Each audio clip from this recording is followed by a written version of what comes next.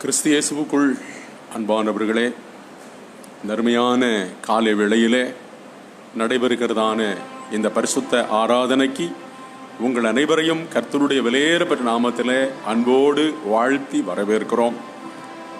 அன்புக்குரியவர்களே, கடவுளின் அபரிமிதமான கிருபையினாலே இன்று திருச்சபை பெந்தேகோஸ்தே பண்டிகை ஞாயிறை ஆசரிக்கிறது. ஆண்டவர் ஆவியான தேவன் திருச்சபையின் மீது பொழியப்பட்ட ஒரு அற்புதமான நாள். உலகத்தில் ஆண்டவருடைய வார்த்தையின்படி, ஆவியான தேவனுடைய வார்த்தையின்படி திருச்சபை உருவான ஒரு மகிமையான நாள். அந்த மகிமையான நாளை கடவுள் நமக்கு கிருபையாக தந்திருக்கிறார். ஆகையினாலே ஒருங்கிணைந்த உள்ளத்தோடு, ஒன்றுபட்ட மனதோடு ஆண்டவர் நோக்கி நாம் பிரார்த்தனை செய்வோம். ஆண்டவர் இறங்குவார், ஆவியானவர் இறங்குவார், நம் அனைவரையும் தம்முடைய ஆவியினாலே நிரப்புவார் என்ற நிச்சயத்தோடு இந்த ஆராதனையிலே பங்கெடுப்போம். ஆண்டவர் இறங்கி இந்த ஆராதனையை நமக்கு ஆசீர்வதித்து தருவாராக. ஆமென். ஜெபத்துக்கு ஆயத்தப்படுவோம்.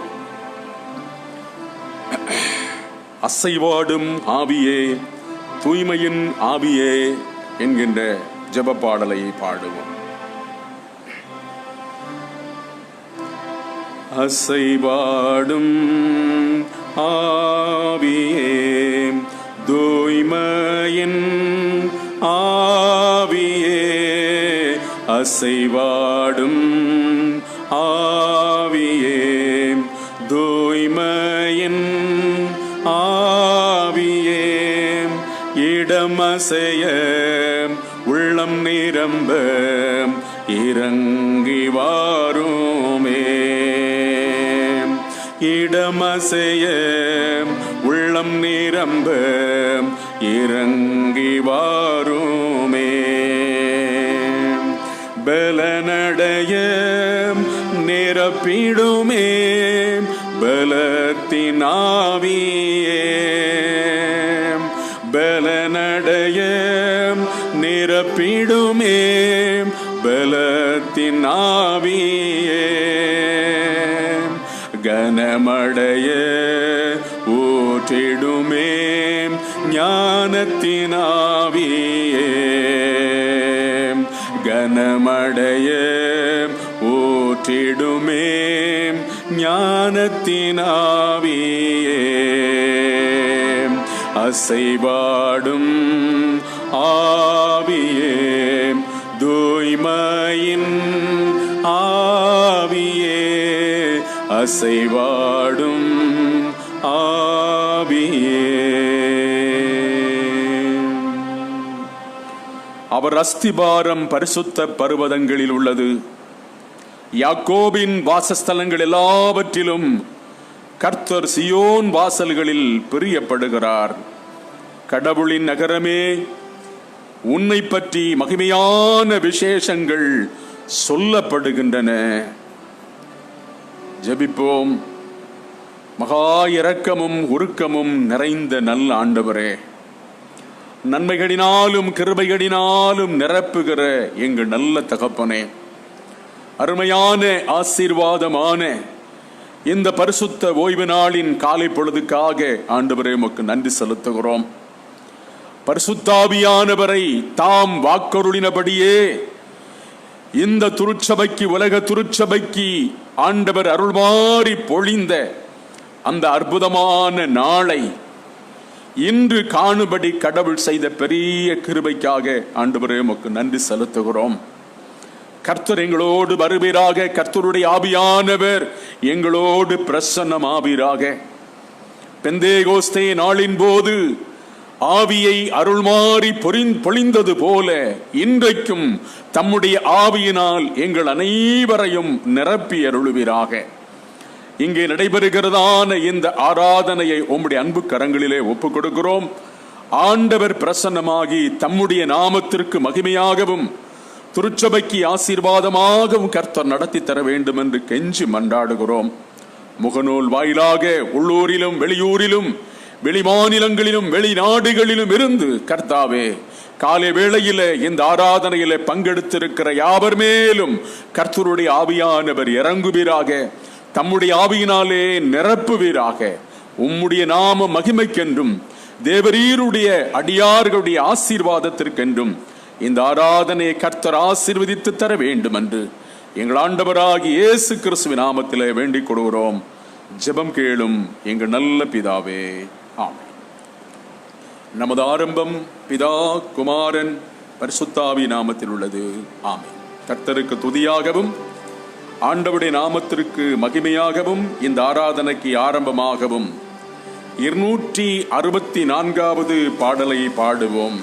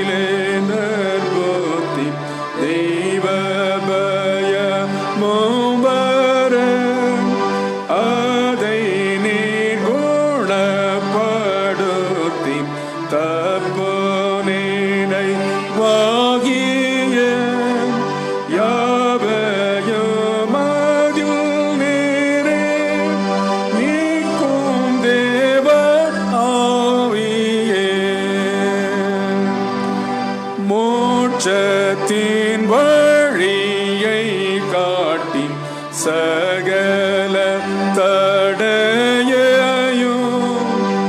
நீக்கி எங்களை காப்பாற்றி நல்லோராக்கி அருளும் காலிடரிட்டேயாகில் துக்கம் தாரும் மனதில்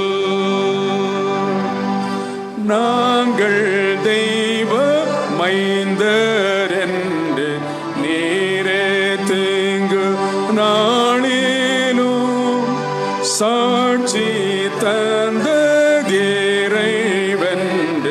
நெஞ்சை தேற்றியருளும் தெய்வ அன்பின் தண்டிப்பு எங்களுக்கு நல்லது. எங்களை பிதாவிடத்தில் முழு பக்தியோடையும் சேர பண்ணி ஆத்துமத்தில் நேரும் கூப்பிட்டேரும் அப்போ கேட்டது வரும் நம்பிக்கையோ பெருகும். சாகும் காலம் வந்தால் நாங்கள் நித்திய மகிழ்ச்சியா வாழ போற மோட்சவான்கள் என்ற சேஷமா நிச்சயத்தை நெஞ்சிலே தாரும் நல்ல ஆவியே. ஆனிலை வரத்துக்கான சத்துவத்தின் ஆவியே பேயின் சோது கேதீரான ஆயுதங்களை நீரே தந்த நாங்கள் நேத்தமோ வெல்ல கட்டளையிடும்.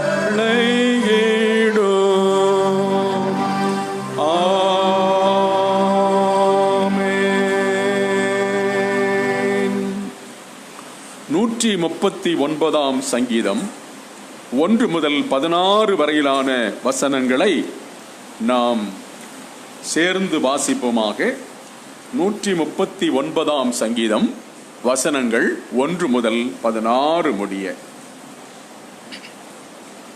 கர்த்தாவே, என்னை ஆராய்ந்து அறிந்திருக்கிறீர். நான் உட்காருவதும் எழுந்திருப்பதும் உமக்கு தெரியும். என் ஆலோசனைகளை தூரத்திலிருந்தே அறிகிறீர்.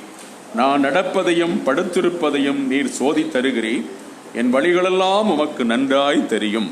என் நாவில் பிறக்கும் ஒவ்வொரு வார்த்தையும் இதோ உமக்கு தெரியாமற் போவதில்லை. முற்புறத்திலும் பிற்புறத்திலும் நீர் என்னை நெருக்கி உமது கரத்தை என் மேல் வைக்கிறீர். இந்த அறிவு எனக்கு மிகுந்த ஆச்சரியம். அது எனக்கு எட்டாத உயரம். உமது ஆவிக்கு மறைவாக நான் எங்கே போவேன்?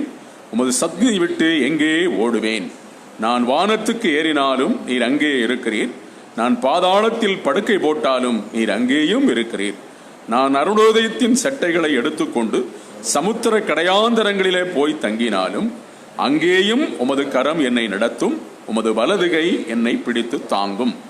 இருள் என்னை மூடிக்கொள்ளாதோ, வெளிச்சம் என்னை சுற்றிலும் இரவாகாதோ என்று நான் சொன்னாலும் உமக்கு காரிருளும் இருளாகாது.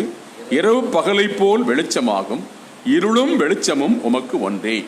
என் உள்ளந்திரியங்களை உருவாக்கி என் தாயின் கற்பத்திலே என்னை அமைத்து வைத்தவர் நீரே. அற்புதமும் ஆச்சரியமாய் நான் உண்டாக்கப்பட்டேன். ஆதலால் உமக்கு நன்றி செலுத்துவேன். உமது செய்கைகள் அதிசயமானவை என்று நான் நன்றாய் அறிவேன். நான் ஒளிப்பிடத்தில் உண்டாக்கப்பட்டு பூமியின் தாழ்விடங்களில் விசித்திர வினோதமாய் உருவாக்கப்பட்ட போது என் எலும்புகள் உமக்கு மறைந்திருக்கவில்லை. என் கருவை உமது கண்கள் கண்டன. உமது புத்தகத்தில் என் நாட்கள் அனைத்தும் எழுதியிருந்தது. உருவேற்படும் நாட்களில் ஒன்றாகிலும் இல்லாத போதே அவை எழுதியிருந்தன என்பது. இன்றைக்குரிய திருமறை பகுதிகளை தொடர்ந்து வாசிப்போம்.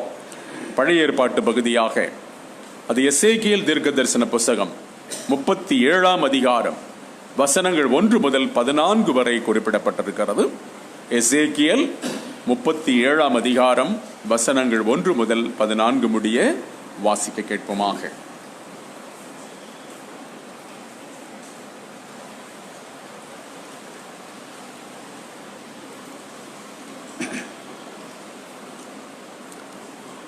கர்த்தருடைய கை என்மேல் அமர்ந்து கர்த்தர் என்னை ஆவிக்குள்ளாக்கி வெளியே கொண்டு போய் எலும்புகள் நிறைந்த ஒரு பள்ளத்தாக்கின் நடுவில் நிறுத்தி என்னை அவைகளின் அருகே சுற்றி நடக்க பண்ணினார். இதோ பள்ளத்தாக்கின் வெட்ட வெளியிலே அந்த எலும்புகள் மகா திரளாய் கிடந்தது. அவைகள் மிகவும் உலர்ந்ததுமாயிருந்தது. அவர் என்னை நோக்கி, மனுப்புத்திரனே, இந்த எலும்புகள் ஊரடையுமா என்று கேட்டார். அதற்கு நான், கர்த்தராகிய ஆண்டவரே, தேவரீர் அதை அறிவீர் என்றேன். அப்பொழுது அவர், நீ இந்த எலும்புகளை குறித்து தீர்க்க தரிசனம் உரைத்து அவளை பார்த்து சொல்ல வேண்டியது என்னவென்றால், உலர்ந்த எலும்புகளே, கர்த்தருடைய வார்த்தையை கேளுங்கள். கர்த்தராகிய ஆண்டவர் இந்த எலும்புகளை நோக்கி, இதோ நான் உங்களுக்குள் ஆவியை பிரவேசிக்க பண்ணுவேன். அப்பொழுது உயிரடைவீர்கள். நான் உங்கள் மேல் நரம்புகளை சேர்த்து உங்கள் மேல் மாம்சத்தை உண்டாக்கி உங்களை தோலினால் மூடி உங்களில் ஆவியை கட்டளையிடுவேன். அப்பொழுது நீங்கள் உயிர் அடைந்து நான் கர்த்தர் என்று அறிந்து கொள்வீர்கள் என்று உரைக்கிறார் என்று சொல் என்றார். எனக்கு கட்டளையிட்டபடியே நான் தீர்க்க தரிசனம் உரைத்தேன். நான் தீர்க்க தரிசனம் உரைக்கையில் ஒரு இரைச்சல் உண்டாயிற்று.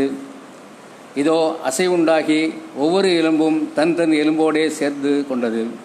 நான் பார்த்து கொண்டிருக்கையில் இதோ அவைகள் மேல் நரம்புகளும் மாம்சமும் உண்டாயிற்று. மேற்புறமெங்கும் தோலினால் மூடப்பட்டது. ஆனாலும் அவைகளில் ஆவி இல்லாதிருந்தது. அப்பொழுது அவர் என்னை பார்த்து, நீ ஆவியை நோக்கி தீர்க்க தரிசனம் உரை. மனுப்புத்திரனே, நீ தீர்க்க தரிசனம் உரைத்து ஆவியை நோக்கி, கர்த்தராகிய ஆண்டவர் உரைக்கிறது என்னவென்றால், ஆவியே, நீ காற்று திசை நான்கிலும் இருந்து வந்து கொலை உண்ட இவர்கள் உயிரடையும் படிக்கு இவர்கள் மேல் ஊறு என்கிறார் என்று சொல். எனக்கு கற்பிக்கப்பட்டபடி நான் தீர்க்க தரிசனம் உரைத்தேன். அப்பொழுது ஆவி அவர்களுக்குள் பிரவேசிக்க அவர்கள் உயிரடைந்து கால் ஊன்றி மகா பெரிய சேனையாய் நின்றார்கள். அப்பொழுது அவர் என்னை நோக்கி, மனுப்புத்திரனே, இந்த எலும்புகள் இஸ்ரவேல் வம்சத்தார் அனைவருமே. இதோ அவர்கள் எங்கள் எலும்புகள் உலர்ந்து போயிற்று, எங்கள் நம்பிக்கை அற்று போயிற்று, நாங்கள் அறுப்புண்டு போகிறோம் என்கிறார்கள். ஆகையால் நீ தீர்க்க தரிசனம் உரைத்து அவர்களோடே சொல்ல வேண்டியது என்னவென்றால், கர்த்தராகிய ஆண்டவர் உரைக்கிறார், இதோ என் ஜனங்களே, நான் உங்கள் பிரேத குழிகளை திறந்து உங்களை உங்கள் பிரேத குழியிலிருந்து வெளிப்படவும் உங்களை இஸ்ரவேல் தேசத்துக்கு வரவும் பண்ணுவேன். என் ஜனங்களே, நான் உங்கள் பிரேத குழிகளை திறந்து உங்களை உங்கள் பிரேத குழிகளிலிருந்து வெளிப்பட பண்ணும்போது நான் கர்த்தர் என்று அறிந்து கொள்வீர்கள்.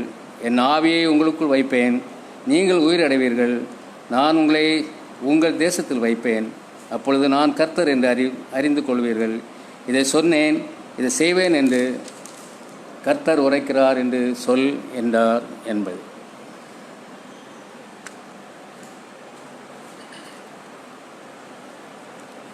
பழைய ஏற்பாட்டு பகுதி வாசிக்க கேட்டோம். இன்றைக்குரிய நிருப வாக்கியமாக அப்போஸ்தலர் நடபடிகளின் புஸ்தகம் 2ஆம் அதிகாரம் வசனங்கள் 1 முதல் 21 வரையிலான வசனங்களிலே குறிப்பிடப்பட்டிருக்கிறது. அப்போஸ்தலர் 2ஆம் அதிகாரம் வசனங்கள் 1 முதல் 21 வரையிலான வசனங்களை இங்கே வாசிக்க கேட்போமாக.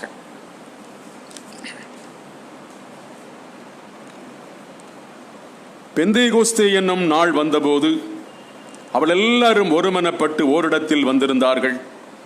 அப்பொழுது பலத்த காற்று அடிக்கிற முழக்கம் போல வானத்திலிருந்து சடிதியாய் ஒரு முழக்கம் உண்டாகி அவர் உட்கார்ந்திருந்த வீடு முழுவதையும் நிரப்பிற்று.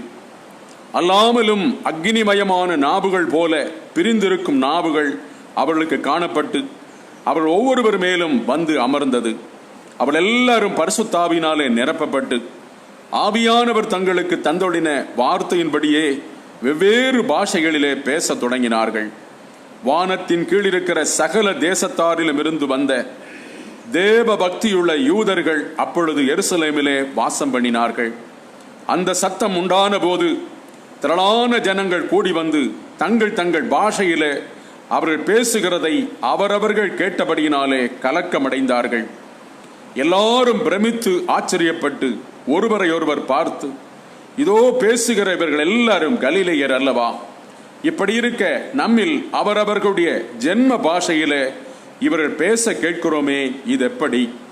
பார்த்தரும் மேதரும் எலாமித்தரும் மெசபதோமியா, யூதேயா, கப்பதோக்கியா, பொந்து, ஆசியா, பிரிகியா, பம்பிலியா, எகிப்து என்னும் தேசத்தார்களும் சிரேனே பட்டணத்தை சுற்றியிருக்கிற லிபியாவின் திசைகளிலே குடியிருக்கிறவர்களும் இங்கே சஞ்சரிக்கிற ரோமாபுரியரும் யூதரும் யூத மார்க்க தமைந்தவர்களும் கிரேத்தரும் அரபியருமாகிய நாம் நம்முடைய பாஷைகளிலே இவர்கள் தேவனுடைய மகத்துவங்களை பேச கேட்கிறோமே என்றார்கள்.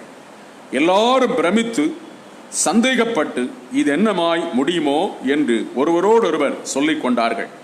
மற்றவர்களோ இவர்கள் மதுபானத்தினால் நிறைந்திருக்கிறார்கள் என்று பரியாசம் பண்ணினார்கள். அப்பொழுது பேதுரு 11 கூட நின்று அவர்களை நோக்கி உரத்த சத்தமாய், யூதர்களே, எருசலேமில் வாசம் பண்ணுகிற ஜனங்களே, நீங்கள் எல்லாரும் அறிந்து கொள்வீர்களாக, என் வார்த்தைகளுக்கு செவி கொடுங்கள். நீங்கள் நினைக்கிறபடி இவர்கள் வெறி கொண்டவர்கள் அல்ல. பொழுது விடிந்து 3ஆம் மணி வேளையாய் இருக்கிறதே.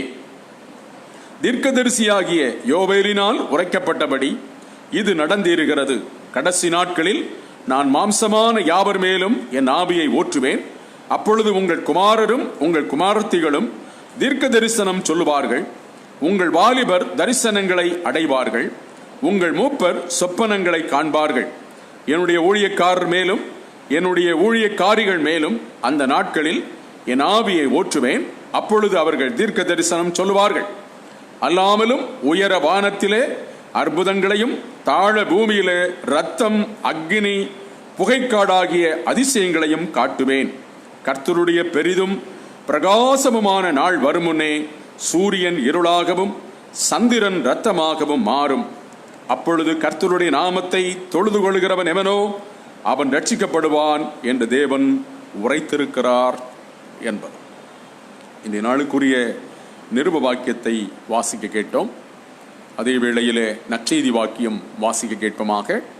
அது பரிசுத்த யோவான் என்பவர் எழுதின சுவிசேஷம் 15ஆம் அதிகாரம் வசனங்கள் 26, 27 மற்றும் 16ஆம் அதிகாரம் 4 முதல் 15 வரையிலான வசனங்களிலும் குறிப்பிடப்பட்டிருக்கிறது. வாசிக்க கேட்போமாக. யோவான் என்பவர் எழுதின சுவிசேஷம் 15ஆம் அதிகாரம் 25 முதல் 27 வரையிலான வசனங்களும் 16ஆம் அதிகாரம் 4 முதல் 15 வரையிலான வசனங்களிலும் குறிப்பிடப்பட்டிருக்கிறதை வாசிக்க கேட்போமாக.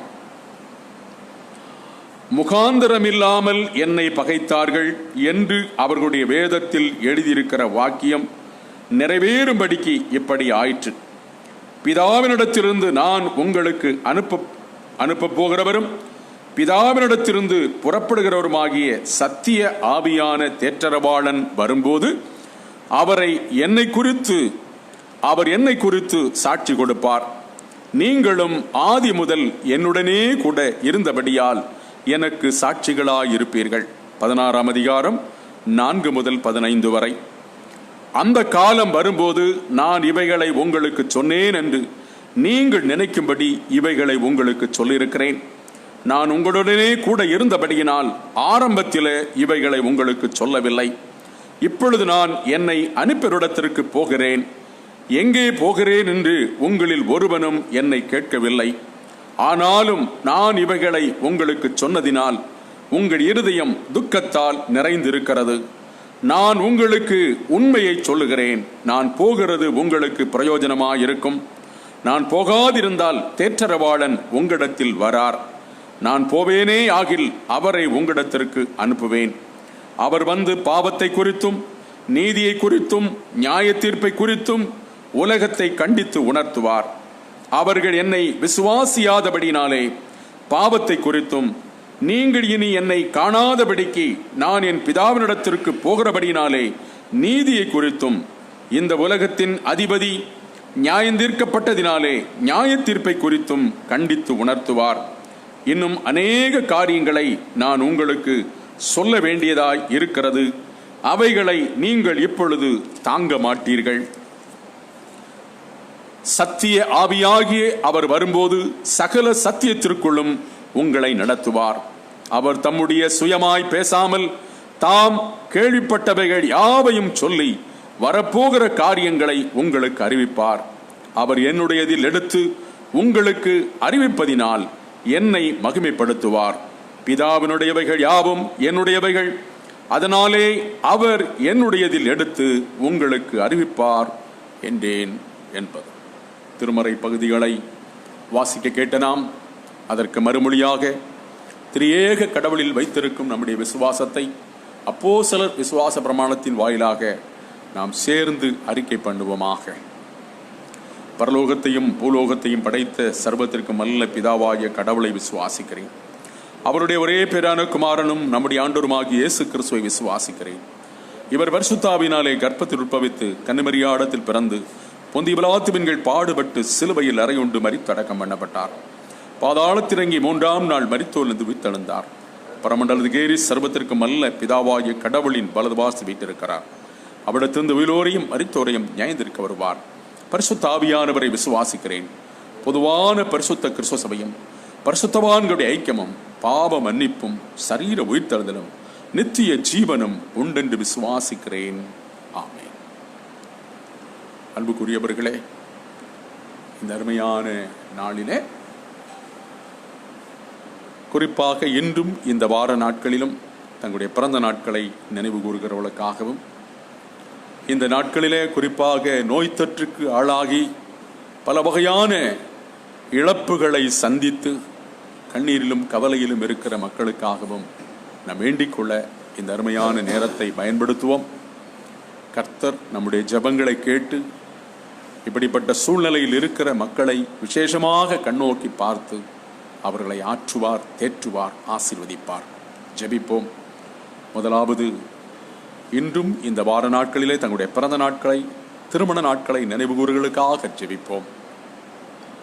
நேற்றும் இன்றும் என்றும் மாறாதவராய் இருக்கிற சத்தியவரனாகிய கர்த்தாவே, எங்களை நேசிக்கிறதான எங்கள் நல்ல தகப்பனை, அருமையான ஆசீர்வாதமான பரிசுத்த ஓய்வு நாளாகிய பெந்தேகோஸ்தே பண்டிகை தினத்தை காணும்படியான ஒரு பெரிய பாக்கியத்தை கடவுள் எங்களுக்கு தந்தீரே, அதற்காக நன்றி செலுத்துகிறோம் கர்த்தாவே.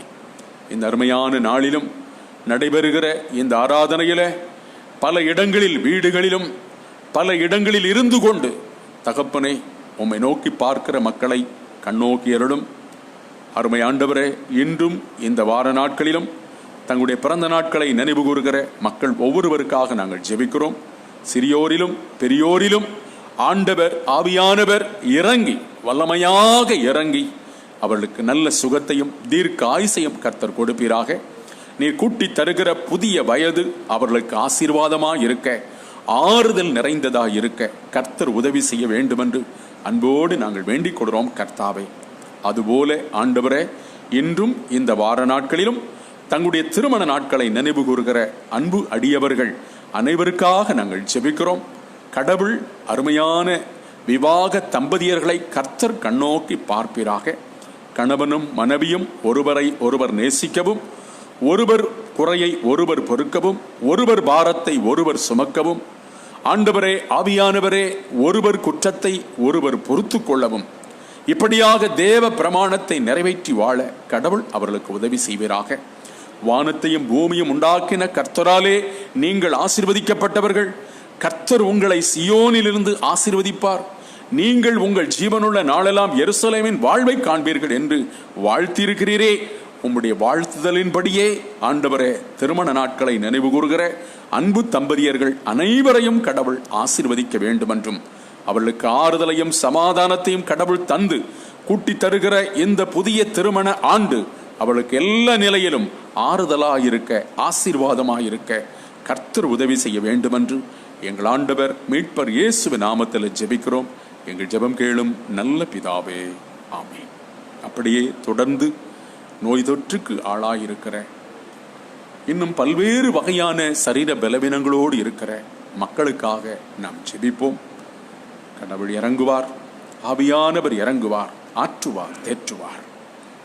ஆம் அன்பின் பரலோக பிதாவே, மருந்தும் மருத்துவருமாயிருக்கிற சர்வவல்லம் உள்ள கடவுளே, உன்னை குணமாக்கும் பரிகாரியாகிய கர்த்தர் நான் என்று வாக்கு பண்ணினவரே, உன் அக்கிரமங்களெல்லாம் மன்னித்து உன் நோய்களையெல்லாம் குணமாக்குவேன் என்று சொன்னவரே, உன் எலும்புகளெல்லாம் நிணமுள்ளதாக்குவேன் என்று சொன்னவரே, உன் கால்களை மான்கால்கள் போலாக்கி உன்னை உயரமான ஸ்தலங்களிலே நடக்க பண்ணுவேன் என்று சொன்ன கர்த்தாவே, இந்த அருமையான காலை வேளையிலே ஆவியானவர் ஊற்றப்பட்ட, பரிசுத்தாவியானவர் ஊற்றப்பட்ட பெந்தேகோஸ்தே பண்டிகை நாளிலே தேவரீர் நோய் தொற்றுக்கு ஆளாகி, கொரோனா என்னும் கொள்ளை நோயின் தொற்றுக்கு ஆளாகி, இழப்புகளை சந்தித்து, உறவுகளை இழந்து, ஆண்டவரே அன்புக்குரிய உறவுகளை இழந்து தேவரீர் இன்றைக்கு கண்ணீரிலும் கவலையிலும் ஆற்றுவார் இல்லாமல், தேற்றுவார் இல்லாமல்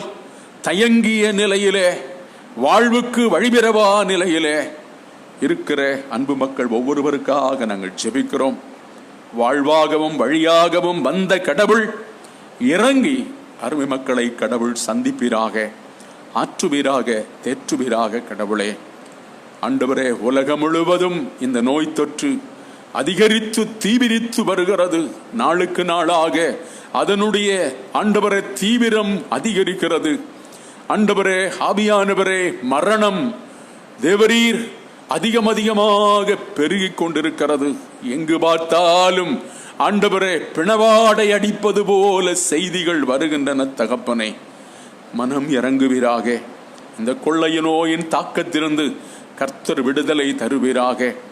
ஆமாண்டவரே, அன்று பழைய ஏற்பாட்டின் காலத்திலே சங்கார தூதன் கடந்து போகும்போது தேவரீர் தலையீற்று அனைத்தும் சங்காரம் பண்ணினது போல இன்றைக்கு அப்படிப்பட்ட ஒரு கொடுமையான அனுபவம் நடக்கிறது. சுவாமி மனம் இறங்குவீராக. இந்த சூழலில் இருந்து சங்கார தூதனை கடந்து போக பண்ணுவீராக. கர்த்தாவே உமக்கு கோடான கோடி ஸ்தோத்திரம், உமக்கு கோடான கோடி ஸ்தோத்திரம். ஆண்டவரே, இந்த நோய் தொற்றிலிருந்து ஜனங்களை பாதுகாக்கும்படி, தேசத்தை பாதுகாக்கும்படி தேவரீர் பணிகளிலே ஈடுபட்டிருக்கிற முன்கள பணியாளர்களுக்காக, ஆண்டவரே ஆவியானவரை சுகாதாரத்துறை பணியாளர்களுக்காக, காவல்துறையினர்களுக்காக, இன்னும் பல்வேறு துறைகளின் அமைப்பிலே இந்த பணியிலே ஈடுபட்டு கொண்டிருக்கிற ஆண்டவரே முழு அரசாங்கத்தையும், அரசாங்க அதிகாரிகளையும், தேச தலைவர்களையும் உம்முடைய கரங்களிலே ஒப்புக் கொடுக்கிறோம். அவர்கள் செய்கிறதான இந்த தியாகம் நிறைந்த பணியை கடவுள் ஆசீர்வதிப்பீராக, பிரயோஜனப்படுத்துவீராக. அப்படிப்பட்டவர்களும் ஆண்டவரை இந்த நோய் தொற்றுக்கு ஆளாகி மரணத்தை ஆண்டவரை சந்திக்கிறார்கள் என்ற செய்திகளையும் நாங்கள் அறிகிறோம். தகப்பனே, மனம் இறங்கி அவர்களையும் நல்ல சுகப்படுத்த வேண்டும் என்று ஜெபிக்கிறோம். ஆண்டவரை இந்த நோய் தொற்று மாத்திரமல்லாமல் பிற பல வியாதிகளினாலே, சரீர பலவீனங்களினாலே ஆண்டவரை தாக்கப்பட்டு சிகிச்சை பெற்றுக் கொண்டிருக்கிற வீடுகளில் ஆண்டவரை மனம் சோர்வுற்ற நிலையில் இருக்கிற, தைரியத்தை இழந்து நம்பிக்கை இழந்து ஆண்டவரே இருக்கிற எல்லா மக்களுக்காக ஜெபிக்கிறோம். கடவுள் அனைவருக்கும் இறங்கி அவளுக்கு நல்ல சுகத்தை கொடுப்பீராக. ஆண்டவரே, பழைய ஏற்பாட்டு பகுதியிலே வாசித்தது போல ஆவியானவர் இறங்கி சோர்வுற்ற நிலையில் இருக்கிற எல்லாரையும் கர்த்தர் நிரப்பி, ஆண்டவரே, பெந்தேயோஸ்தே பண்டிகையின் போது இறங்கின ஆவியானவர் இன்றைக்கு எங்கள் மத்தியிலே இறங்குவீராக. எங்கள் ஒவ்வொருவரையும் நிரப்புவீராக. ஆண்டவரே, ஆறுதல் அடைய, சமாதானம் அடைய, தைரியம் அடைய, ஆண்டவரே, நோய் தொற்றிலிருந்து நீங்க எல்லாருக்கும் கர்த்தர் கிருபை செய்வீராக. தொடர்ந்து நாங்கள் கேட்க இருக்கிற உம்முடைய நல்ல வார்த்தைகளுக்காக ஸ்தோத்திரம். ஆண்டவர் ஆவியானவர் இறங்கி வசனத்தை கொண்டு எங்களோடு பேசும்படி, பேசுகிற உம்முடைய தாசனை உம்முடைய ஆவிக்குள்ளாக மூடி மறைத்து வெளிப்படுத்தும்படி எங்கள் ஆண்டவரும் மீட்பரும் இரட்சகருமான இயேசு கிறிஸ்துவின் நாமத்தில் வேண்டிக் கொள்கிறோம். ஜெபம் கேளும் எங்கள் நல்ல பிதாவே, ஆமென். இப்பொழுது ஆண்டவருடைய வார்த்தையை கேட்பதற்கு முன்பாக இந்த நாளுக்குரிய இன்னொரு சிறப்பான பாடலை நாம் பாடுவோம். 579வது பாடல், நல்லாவி ஊற்றும் தேவா நற்கனி நான்தர நித்தம் துதிபாட நல்லாவி ஊற்றும் தேவா என்கின்றதான 579வது பாடலை பாடுவோம்.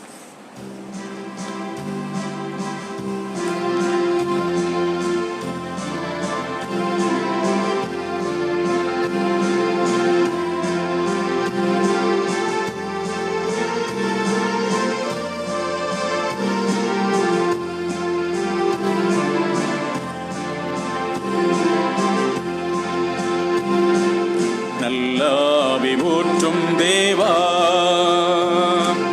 நற்கனி நான்தர நித்தம் துதி பாட நல்லாவி ஊற்றும் தேவா நல்லாவி ஊற்றும் தேவா பெந்தேகோஸ்தே நாளிலே உந்தனாவியிந்தீரே பெந்தேகோஸ்தே நாளிலே உந்தன்னாவியிந்தீரே இந்த வேளையில் இறங்கிடுவீரே இந்த விண்ணாவியே நல்லாவி ஊற்றும் தேவா அசுத்தன் நானே சுத்தாவி கொண்டென்னை மேத்த அசுத்தன் நானே சுத்தாவி கொண்டென்னை சித்தம் வைத்தென்றும் சுத்தம் செய்வீரே சத்திய பரிசுத்தனே நல்லாவி ஊற்றும் தேவா ஆவியின் கனிவன்பதும் மேவே நான் தந்திடவோ ஆவியின் கனிவன்பதும் மேவே நான் தந்திடவோ ஜீவியமெல்லாம் பூமி மேதினிலே ஜேட பணியாற்றவும் நல்லாவி ஊற்றும் தேவா நற்கனி நான்தர நித்தம் துதி பாட நல்லாவி ஊற்றும் தேவா நல்லாவி ஊற்றும் தேவா. கர்த்தருடைய செய்தியை கேட்போம்.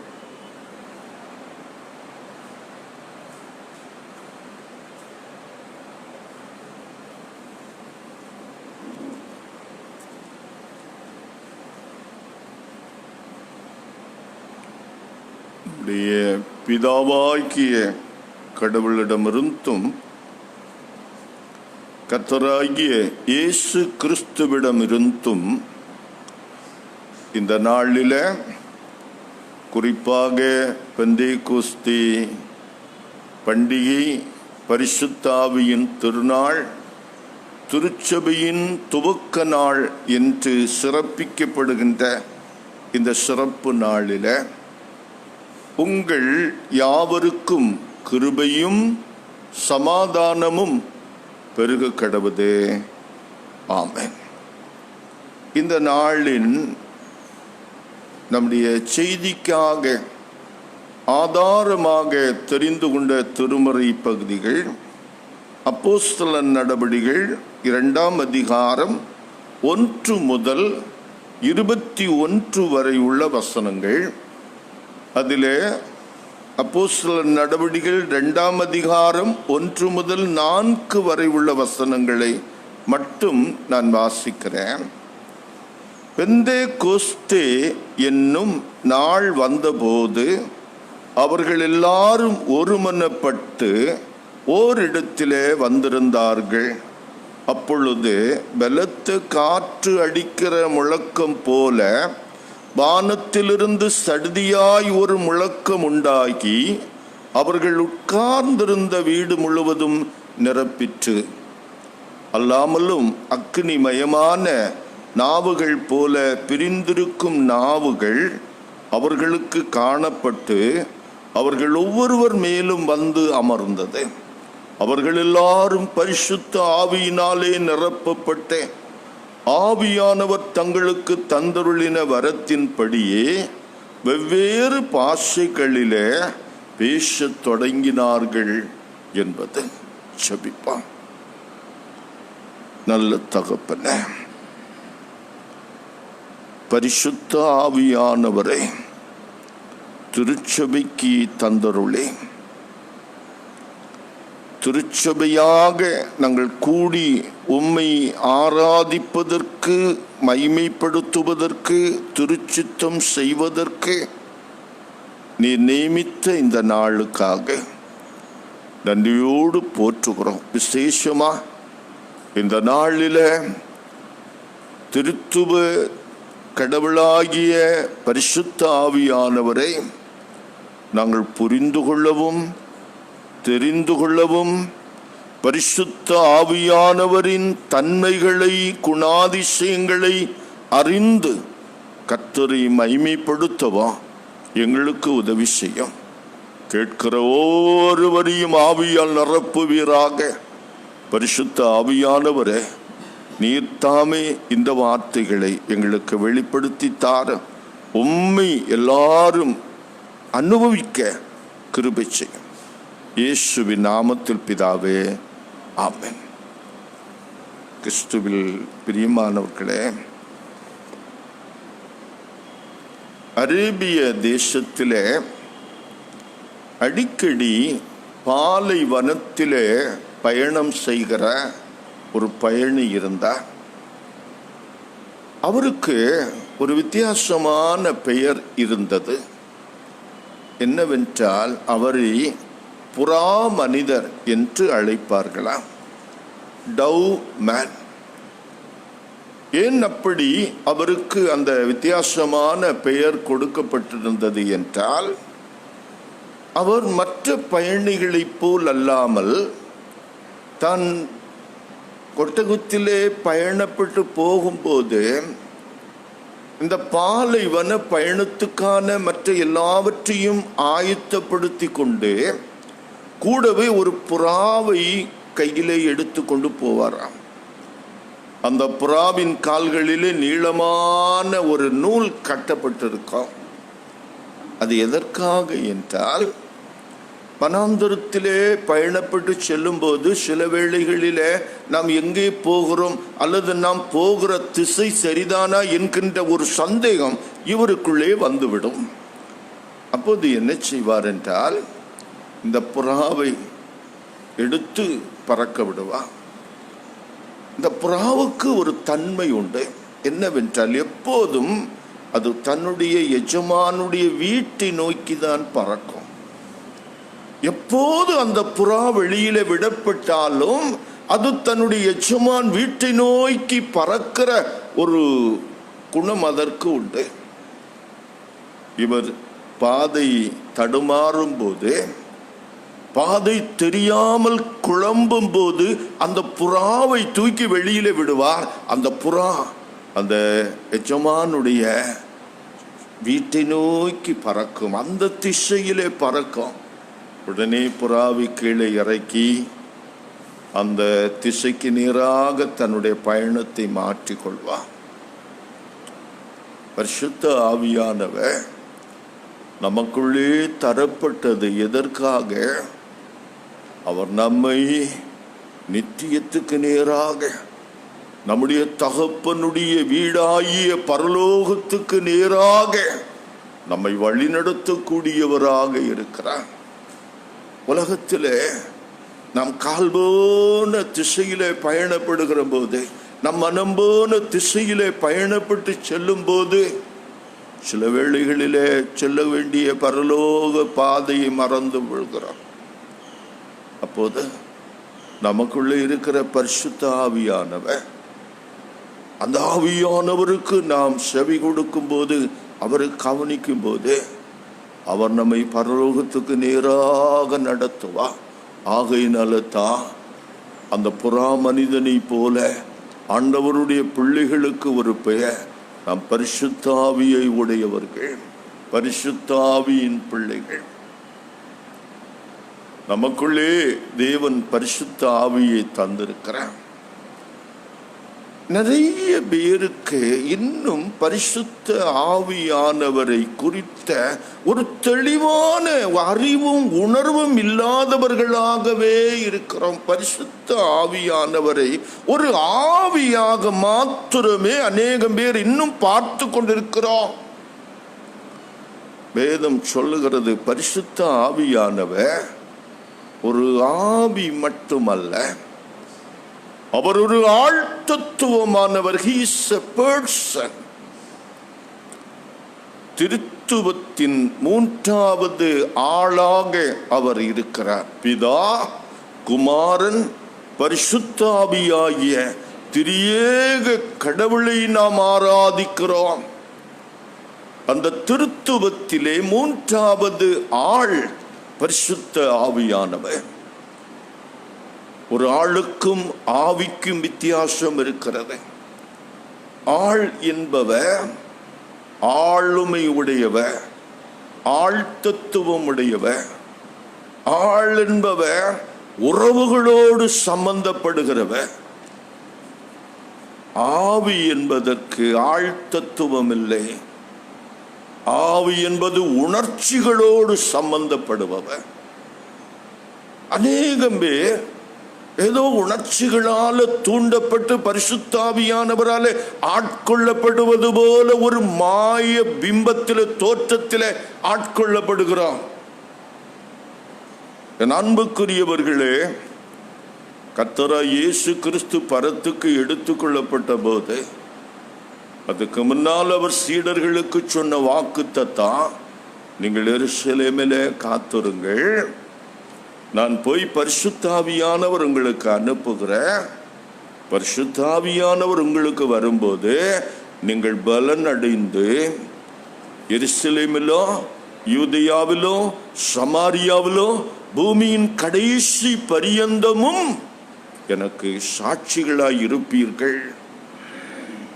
ஆமென். அதுதான், அதுக்காகத்தான் பரிசுத்த ஆவியானவர். பரிசுத்த ஆவியானவர் இயேசு கிறிஸ்துவை சாட்சி இடுவதற்காக பலனுள்ள ஆவியாக பலப்படுத்தப்பட வேண்டும் என்பதற்காக சீடர்களுக்கு கொடுக்கப்பட்டார். அன்புக்குரியவர்களே, இந்த நாளில் இந்த ஆவியானவரை ஆண்டவர் நம் ஒவ்வொருவருக்கும் தந்திருக்கிறார். தொடர்ந்து தருவதற்கு அவர் தயவுள்ளவராக இருக்கிறார். இயேசு கிறிஸ்து சொன்னார், உங்களில் மீனை கேட்கிற மகனுக்கு கல்லை கொடுக்கிற தகப்பன் உண்டோ? பொல்லாதவர்களாகிய நீங்கள் உங்கள் பிள்ளைகளுக்கு நல்ல ஈவுகளை கொடுக்க அறிந்திருக்கும் போது பரமபிதா தம்மிடத்தில் கேட்பவர்களுக்கு பரிசுத்த ஆவியானவரை கொடுப்பது அதிக நிச்சயம் அல்லவா? என் அன்புக்குரியவர்களே, நம்முடைய பரம தகப்பன் நாம் அவரை அறிந்து கொள்வதற்கு, மகிமைப்படுத்துவதற்கு, உயிர்த்த இயேசுவை சாட்சியிடுவதற்கு நமக்கு தம்முடைய ஆவியை தருகிறார். அது நிச்சயம். ஒவ்வொருவருக்கும் பரிசுத்த ஆவியின் அனுபவம் உண்டு, கிருபை உண்டு, வாக்குத்தத்தம் உண்டு. மறந்து விடக்கூடாது. யாரோ ஒரு சிலருக்கு மாத்திரம், ஊழியக்காரர்களுக்கு மாத்திரம், அதிக பக்தி உள்ளவர்களுக்கு மாத்திரமே பரிசுத்த ஆவி என்று நீங்கள் நினைத்துக் கொள்ள வேண்டாம். எல்லாருக்கும் பரிசுத்த ஆவியானவரின் அனுபவம் உண்டு. தேவன் அதை தர சித்தமா இருக்கிறார். வேதம் சொல்லுது, 1 கொரிந்தியர் 12:3 பரிசுத்த ஆவியினாலே அன்றி ஒருவனும் இயேசு கிறிஸ்துவை ஆண்டவர் என்று அறிக்கை செய்ய இயலாது. நாம் இயேசு கிறிஸ்துவை ஆண்டவரும் இரட்சகருமாக விசுவாசிப்பதற்கும், அவரை கடவுளின் குமாரன் என்று நாம் விசுவாசித்து ஏற்றுக்கொள்வதற்கும் பரிசுத்த ஆவியானவருடைய துணை பலன் நமக்கு அவசியம். அவர் அல்லாமல் இயேசு கிறிஸ்துவை நாம் ஏற்றுக்கொள்ளவே முடியாது. அந்த விசுவாசத்துக்குள்ள வரவே முடியாது. அந்த விசுவாசத்தை பரிசுத்த ஆவியானவர் மாத்திரமே நமக்குள்ள தர முடியும். இன்றைக்கு பரிசுத்த ஆவியானவரின் அனுபவம் பெந்தேகொஸ்து நாளில் எப்படி சீடர்களுக்குள்ளே இறங்கி வந்தது என்பதை குறித்து வாசித்தோம். வேதம் சொல்லுகிறது, சீடர்கள் ஸ்திரீகளோடும் கூட 120 பேர் எருசலேமில் ஜெபத்திலே ஒருமனப்பட்டு காத்திருக்கிறார்கள். அவர்கள் ஜெபத்திலே தரித்திருந்தார்கள். இயேசு ஆண்டவர் தங்களுக்கு சொன்ன வாக்குத்தத்தத்தை விசுவாசித்து அவர்கள் பொறுமையோடு இருந்தார்கள். அப்போதுதான் திடீரென்று சொல்லி ஒரு பலத்த காற்று அடிக்கிற முழக்கம் போல வானத்திலிருந்து சடுதியாய் ஒரு முழக்கம் உண்டாகி அவர்கள் உட்கார்ந்திருந்த வீடு முழுவதும் நிரப்பிட்டு, பலத்த காற்று, பெரிய முழக்கம் எதை காண்பிக்கிறது என்றால், பரிசுத்த ஆவியானவர் வல்லமையாய் இறங்கி வந்ததை காட்டுகிறது. பரிசுத்த ஆவியானவர் முழுமையாய் இறங்கி வந்தார். அவர் பூரணமாக பரத்திலிருந்து இறங்கி சீடர்களுக்குள்ளே வந்து இறங்கினார் என்பதை காட்டுகிறது. அடுத்ததாக, அல்லாமலும் அக்கினிமயமான நாவுகள் போல பிரிந்திருக்கும் நாவுகள் அவர்களுக்கு காணப்பட்டு அவர்கள் ஒவ்வொருவர் மேலும் வந்து அமர்ந்தது. இந்த அக்கினி மயம் எப்போதுமே தேவ பிரசன்னத்தை காண்பிக்கும். The presence of God. ஆவியானவர் ஏதோ எங்கிருந்தோ வருகிறவர் அல்ல. அவர் பிதாவிடமிருந்தும் குமாரனிடமிருந்தும் புறப்பட்டு வருகிறவர். அவர் தெய்வத்துவத்தின் மகத்துவங்களை நமக்குள்ளே கொண்டு வருகிறவர். ஆகையினாலே தேவ பிரசன்னத்தை அவர்கள் கண்டார்கள். அடுத்ததாக ஒன்று நடக்கிறது. பரிசுத்த ஆவியானவர் வல்லமையாக பூரணமாக தேவ பிரசன்னத்தின் மத்தியிலே வந்து அவர்களுக்குள்ளே இறங்கின போது என்ன நடந்தது? அவர்கள் எல்லாரும் பாஷைகளிலே பேசினார்கள். வெவ்வேறு பாஷைகளிலே பேசினார்கள். அந்த பாஷைகள் ஏதோ வாய்க்கு வந்ததல்ல, உயிருள்ள பாஷைகள். அங்கே பெந்தேகொஸ்து நாளில் 14க்கும் அதிகமான தேசத்தை சார்ந்த மக்கள் அங்கே இருக்கிறார்கள். அதாவது 1 பேதுரு 1:1 யாக்கோபு 1:1 சிதறுண்டு போன யூதர்கள், பல தேசங்களில் இருந்தவர்கள், பெந்தேகொஸ்தே பண்டிகையில வந்து கர்த்தரை ஆராதிப்பதற்காக எருசலேமிலே கூடியிருந்தவர்கள். இந்த பெந்தேகொஸ்தே என்பது 50வது நாளை குறிக்கும். உங்களுக்கு தெரியும், இஸ்ரவேல் மக்கள் எகிப்திலிருந்து வந்து கானான் தேசத்தில் குடியேறி அவர்கள் வெள்ளாமை செய்து முதற் பலனை பெற்று அந்த முதல் பலனை கொண்டு வந்து தேவ சமூகத்திலே படைக்கிற நாள் போஜன பலியின் நாள். அந்த முதல் அறுப்பின் பண்டிகை. அதிலிருந்து 50 நாட்கள் எண்ணின பிறகு போஜன பலியின் பண்டிகை. அந்த 50வது நாளை பெந்தேகொஸ்தே நாளாக அவர்கள் கொண்டாடினார்கள். அந்த நாளுக்காக உலகத்தின் பல பகுதியிலிருந்து வந்த யூதர்கள் 14 நாடுகளுக்கு மேலாக அங்கே கூடியிருக்கிறார்கள். வேதத்தில் நாம் வாசிக்கிறோம், பார்த்தர், மேதர், எலாமித்தர், மொந்து, மெசபத்தோமியா, யூதேயா, கப்பதோக்கியா, பொந்து, ஆசியா, பிரிகிலியா, பம்பிலியா, எகிப்தி என்னும் தேசத்தார்களும் சிரேனை பட்டணத்தை சுற்றி இருக்கிற லீபியாவின் திசைகளிலே குடியிருக்கிறவர்களும் இங்கே சஞ்சரிக்கிற ரோமாபுரியாரும் யூதரும் யூத மார்க்கத்து அமைந்தவர்களும் கிரேத்தரும் அரேபியருமாகிய நாம் நம்முடைய சொந்த பாஷைகளிலே இவர்கள் தேவனுடைய மகத்துவங்களை பேச கேட்கிறோமே என்றார்கள். ஒவ்வொருவரும் அவரவருடைய சொந்த பாஷையில, வழக்காடு பாஷையில இந்த பரிசுத்த ஆவியை பெற்ற இந்த அப்போஸ்தலர்கள் பேசுவதை கேட்டார்கள். பரிசுத்த ஆவியானவர் தேவனுடைய மகத்துவங்களை அங்கே கூடியிருந்த மக்களுடைய அந்த வழக்க மொழிகளில பேசினார். அதுதான் பரிசுத்த ஆவியின் அனுபவம். வாயை திறந்து எதையோ பேசிவிட்டு நான் பரிசுத்த ஆவியிலே பேசுகிறேன் என்றால் எல்லாம் உண்மையா இருக்காது. ஆகையினால் தான் பவுலப்போஸ்தலன் சொல்லுகிறார், ஆவிகளை சோதித்து அறியுங்கள். எல்லா ஆவிகளும் பரிசுத்த ஆவியானவர் அல்ல.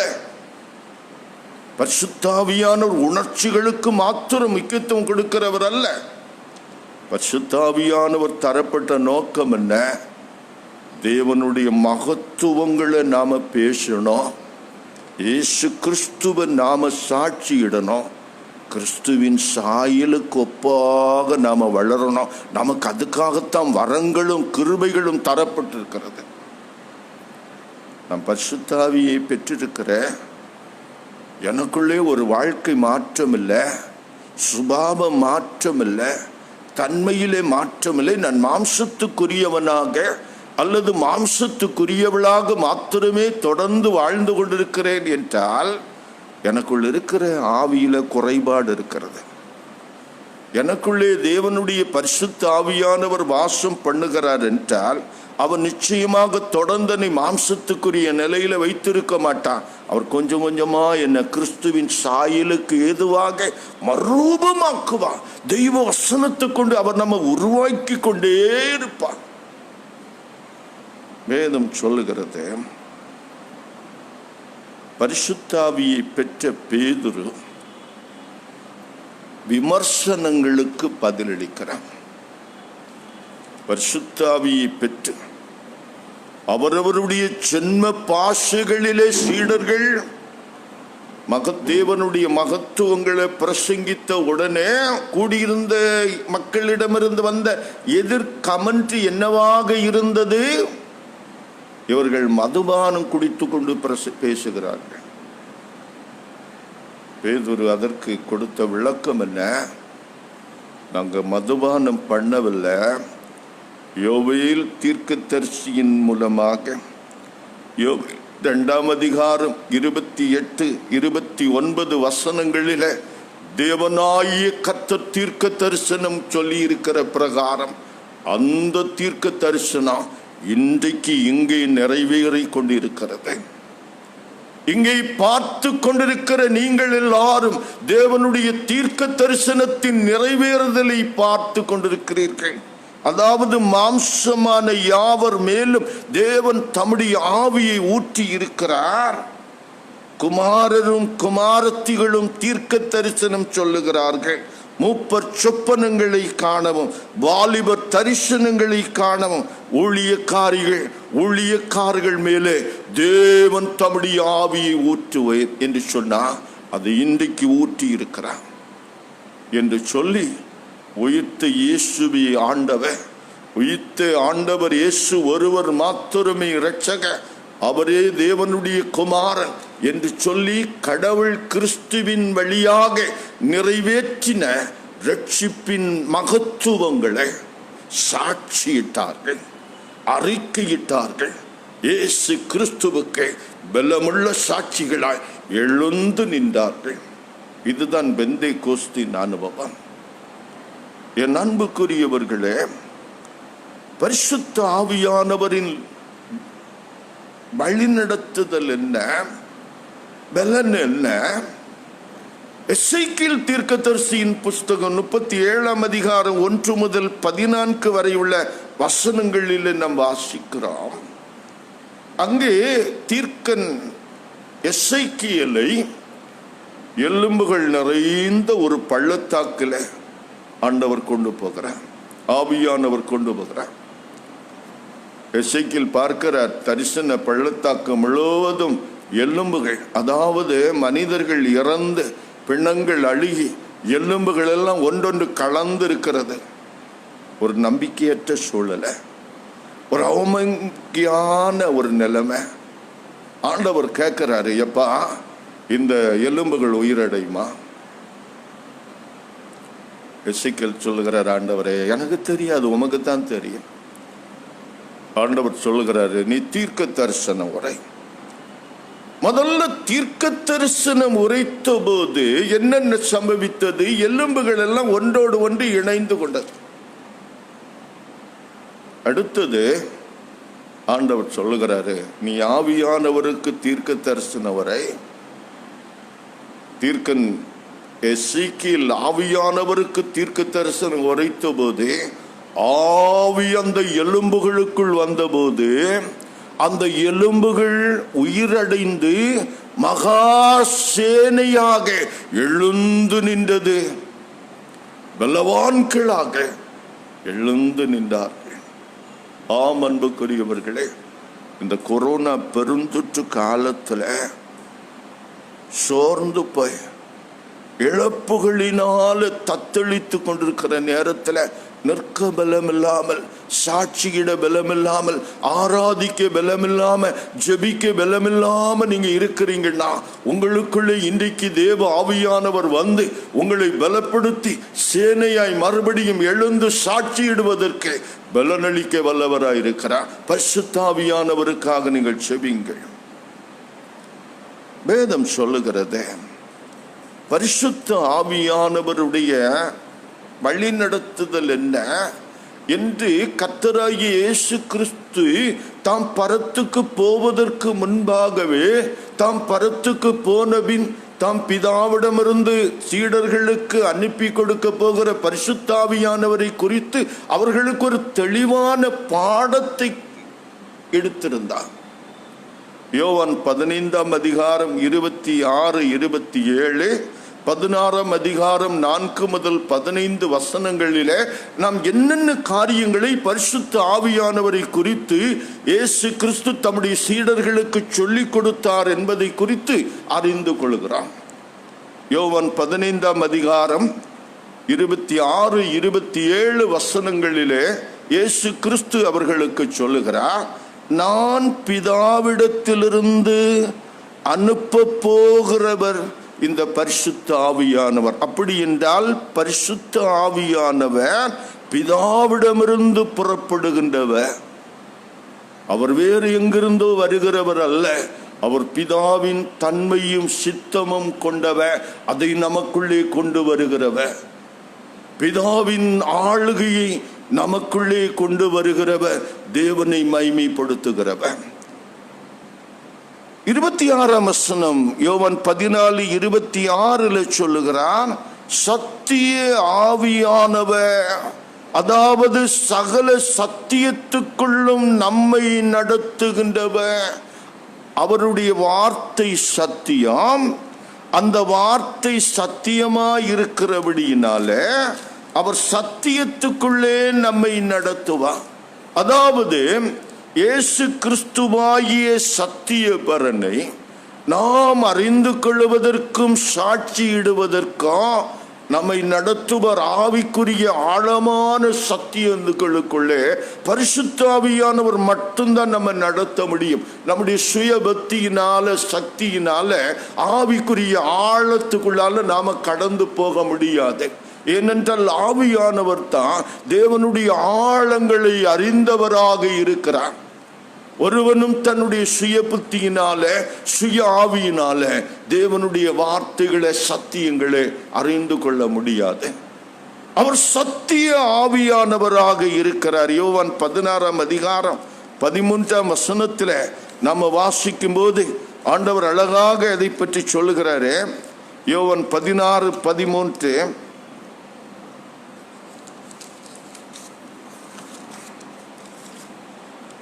யோவான் 16ஆம் அதிகாரம், நீங்கள் என் நாமத்தினாலே எதை கேட்பீர்களோ,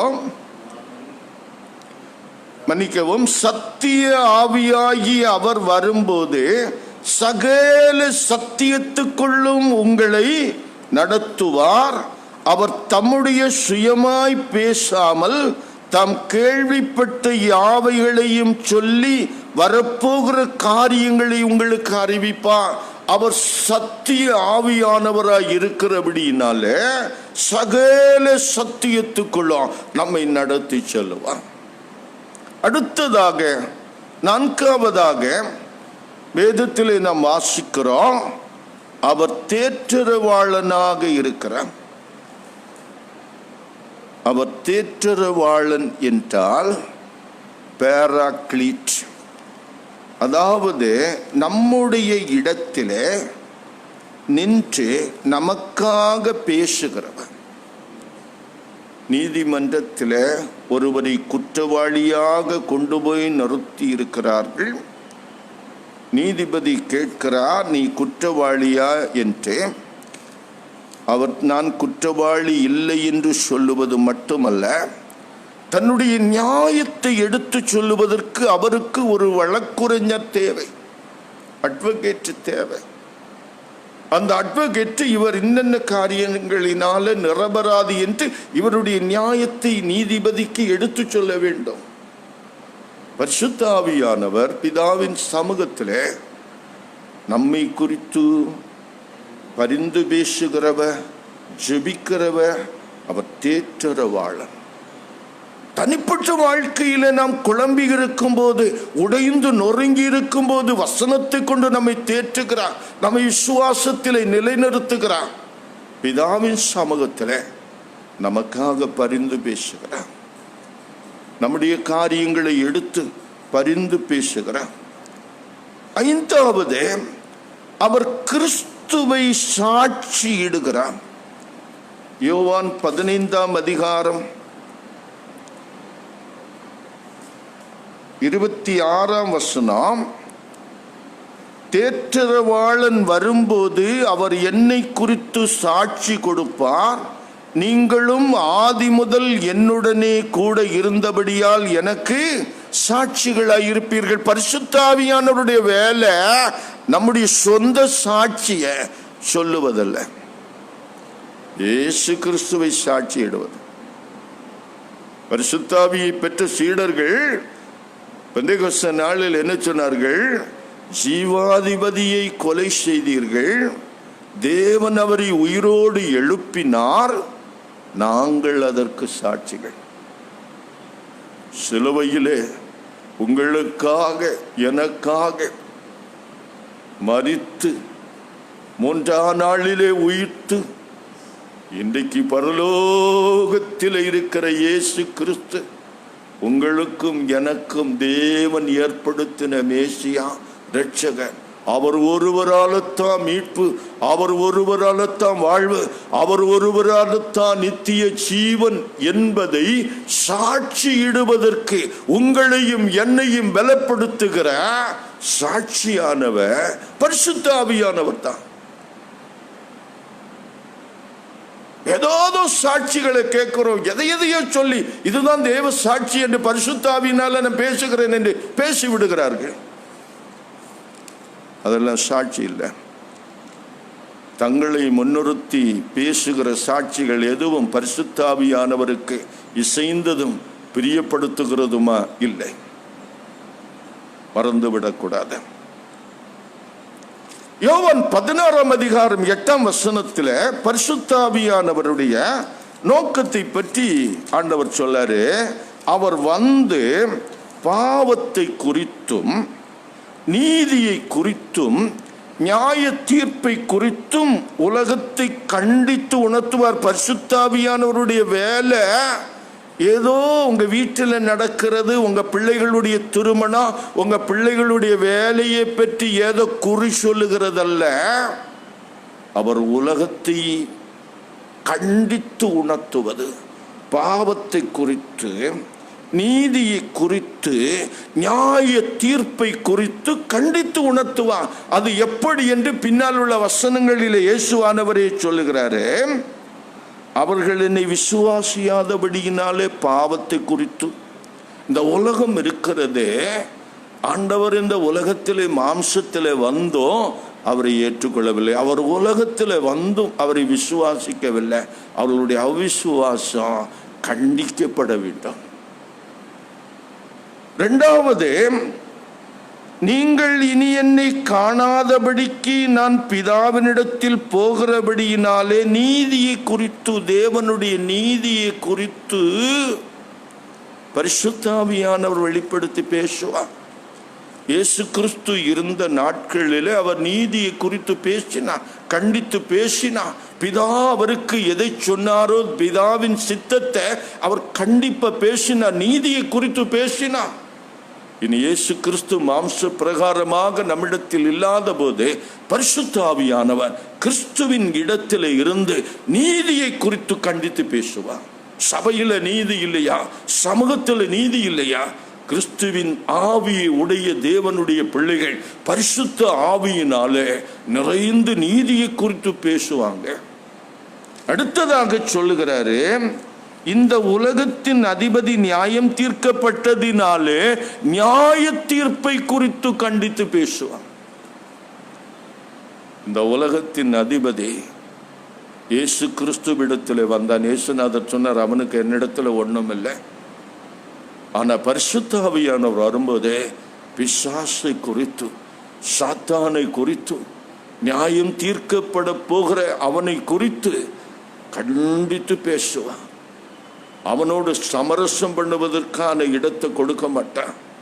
அவனோடு ஒத்து போவதற்கு மக்களுக்கு இடம் கொடுக்க மாட்டார். அப்படி தம்முடைய பிள்ளைகளை விட்டுவிட மாட்டார். நியாய தீர்ப்பை குறித்து கண்டித்து உணர்த்துவான். இனி வரப்போகிற நியாய தீர்ப்பை குறித்து பேசுவான். அவனுக்கு வரப்போகிற ஆக்கினையை குறித்து பேசுவான். என் அன்புக்குரியவர்களே, பரிசுத்த ஆவியானவரை அறிந்து கொள்ளுங்கள். பரிசுத்த ஆவியானவர் நடத்துகிறபடி வாழுங்கள்.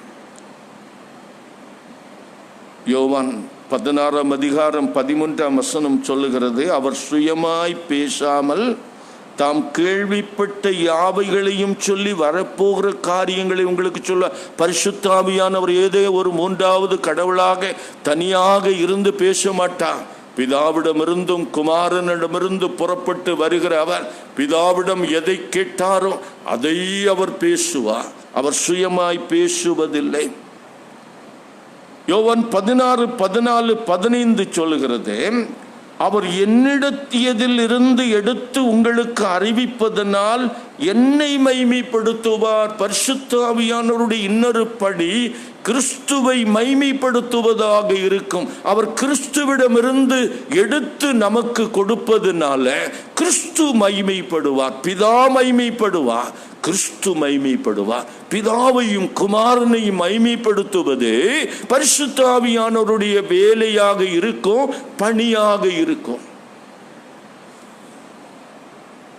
யோவான் 16:14 சொல்லுகிறது, அவ கிறிஸ்துவை மைமைப்படுத்துவா. வேதம் சொல்லுகிறது, அப்போஸ்தலர் 2:11 பெந்தேகொஸ்தே நாளில பரிசுத்த ஆவியானவருடைய நிறைவை பெற்ற சீடர்கள் அப்போஸ்தலர்கள் வெளிப்படுத்தின வார்த்தைகளை கேட்டபோது, நடந்து கொண்ட முறையை பார்த்தபோது கூடியிருந்தவர்கள் என்ன சொன்னார்கள்? இவர்கள் நம்முடைய பாஷைகளிலே தேவனை மைமைப்படுத்துகிறார்கள். எசேக்கியேல் தீர்க்க தரிசனம் 37 சொல்லும்போது, தேவனுடைய ஆவியானவர் பலனடைந்து மகா சேனையாக தம்முடைய சனத்தை நிறுத்தும் போது, நான் தேவன் என்று இவர்கள் அறிந்து கொள்வார்கள். உண்மையாகவே ஆண்டவருடைய நோக்கம் என்ன? பரிசுத்த ஆவியானவர் நமக்குள்ளே தரப்படுகிற நோக்கம் என்ன? இந்த உலகத்து மக்கள் நம்முடைய வாழ்க்கை, நம்முடைய சாட்சி, கிறிஸ்துவை முன்னிறுத்தின நம்முடைய ஜீவியத்தை கண்டு தேவனை மைமைப்படுத்தணும், கிறிஸ்துவை விசுவாசிக்கணும், எல்லாரும் ரட்சிக்கப்படணும், அழிவிலிருந்து எல்லாரும் தப்பணும்.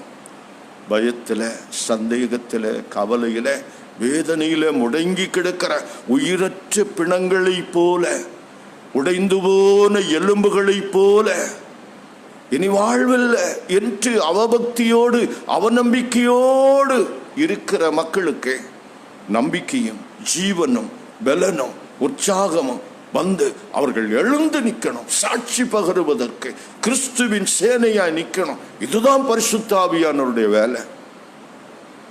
ஏதோ தீர்க்க தரிசனம் சொன்னேன் என்று சொல்லி மக்களை குழப்புவதல்ல, பிரிப்பதும் அல்ல, சபைகளை பிரித்து கொண்டு போகிறதும் அல்ல.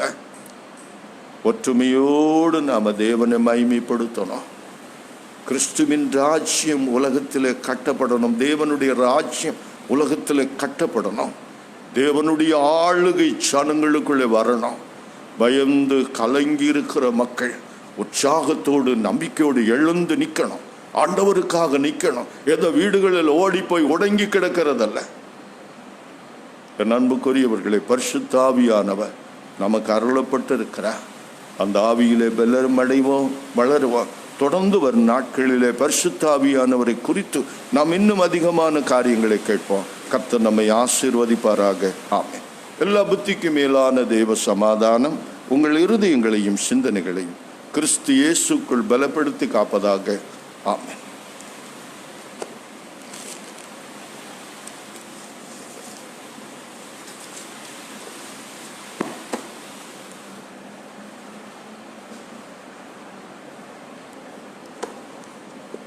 அன்புக்குரியவர்களே, அருமையான காலை வேளையிலே ஆண்டவருடைய அருள் நிறைந்த வார்த்தையை நிறைவாக கேட்டோம். நாம் கேட்ட வார்த்தைகளில் நாம் நிலை கொண்டிருக்க கடவுளை நோக்கி ஜெபம் செய்வோமாக. பரிசுத்தரும் நீதிபருமாயிருக்கிற எங்கள் நல்ல ஆண்டவரே, அருமையான ஆசீர்வாதமான ஒரு நாளை எங்களுடைய வாழ்க்கையில கிருபையாக தந்தீர் சுவாமி. எங்களுடைய உள்ளத்தின் ஆழத்திலிருந்து நன்றியிடுதலின் ஸ்தோத்திரத்தை ஏறெடுக்கிறோம். ஆண்டவர் தாம் வாக்குறுதி அளித்த பிரகாரம் தம்முடைய ஆவியானவரை ஊற்றினீர் சுவாமி. ஆம், எல்லாரும் பரிசுத்தாவினாலே நிரப்பப்பட்டார்கள். ஆம் ஆண்டவரே, உம்முடைய நாமத்தை மகிமைப்படுத்துவதற்கென்று, தேவரீருடைய நாமத்தை சாட்சியாக சொல்லி அறிவிப்பதற்கென்று எல்லாரையும் தம்முடைய ஆவியினாலே நிரப்பினீர். அவள் எல்லாரும் பரிசுத்தாவினாலே நிரப்பப்பட்டார்கள்.